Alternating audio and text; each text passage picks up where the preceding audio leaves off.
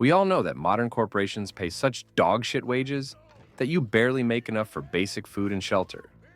This is why Gen Z refuses to work. But wait, it gets worse.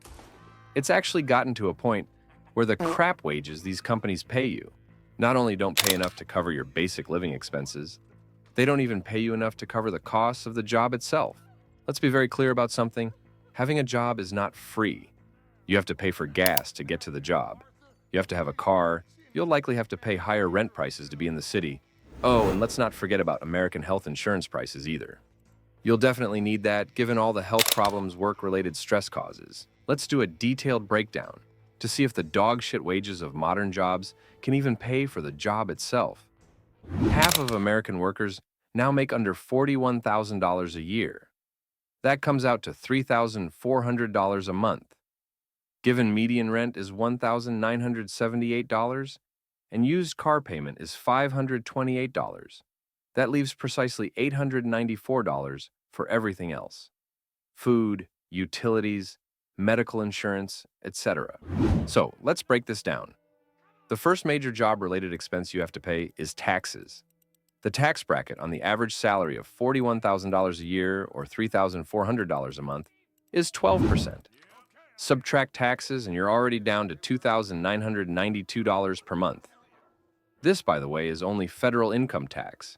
It doesn't include state income tax, sales tax, Social Security tax, or any of the other taxes you have to pay. And by the way, you're paying Social Security tax even though Social Security itself probably won't even be around by the time Gen Z is 65. It's hard to calculate exact tax percentages because this will depend on a lot of factors. But let's just say you're down to $2,700 after all taxes, which is being very generous.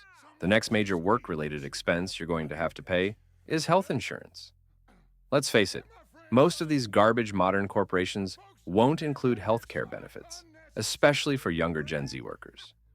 Some would argue that this isn't a work-related expense, but I would strongly disagree. As someone who traveled the world, lived off investments, and never worked in my life, I've almost never encountered health issues, while all my friends who work a traditional 9-to-5 are extremely unhealthy.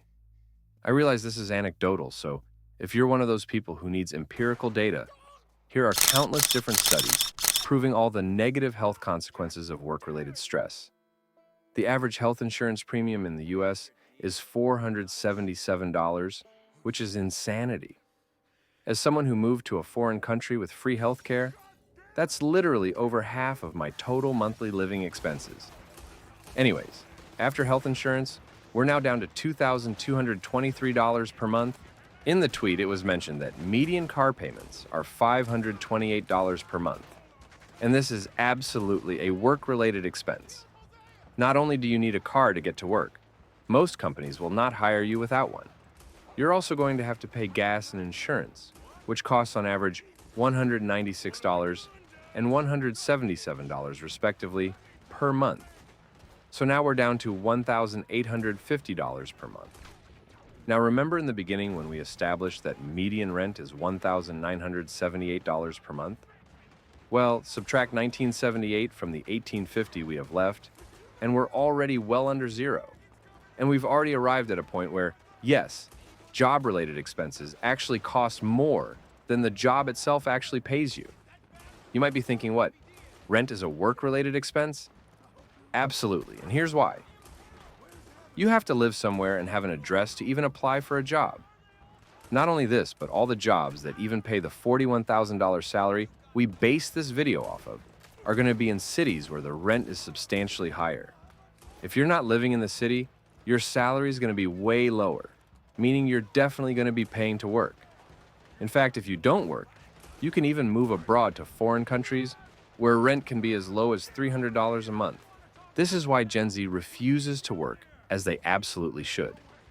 Not only does the job not pay for your basic living expenses, it doesn't even pay for the cost of the job itself anymore. What's the point of working 8 hours a day for something that not only doesn't pay you, but doesn't even pay for itself? Thankfully, these days with the internet and modern technology, there are plenty of ways to check out of society, make a decent income online, and live without having to work. If you're curious as to how to do that, you can check out this video right here.